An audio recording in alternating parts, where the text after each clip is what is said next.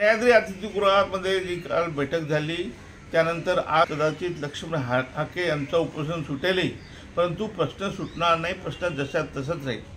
मराठा आणि ओबीसीचं आरक्षणाचा प्रश्न, जटिल प्रश्न सोडवायचा असेल आणि मराठ्यांचं समाधान करायचं असेल आणि ओबीसीलाही धक्का जर लावू नये असं वाटत असेल सगळ्यांनी प्रामाणिकपणे, तर आपल्याला कर्पूरी ठाकूर फॉर्म्युलाच अंमलात आणावा लागेल. त्याशिवाय दुसरा पर्याय महाराष्ट्रात नाही.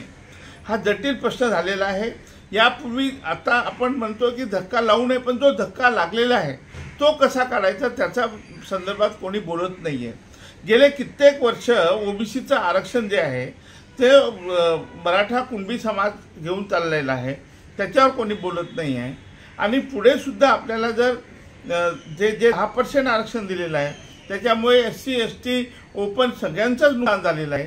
ह्या सगळ्यावर तोडगा काढायचा असेल आणि हे जर आरक्षण खऱ्या अर्थाने वाचवायचं असेल तर आपल्याला कर्पूरी ठाकूर फॉर्म्युला हा एकमेव पर्याय आहे आणि त्यामुळेच आपल्या सामंजस्याने हा प्रश्न सुटणार आहे.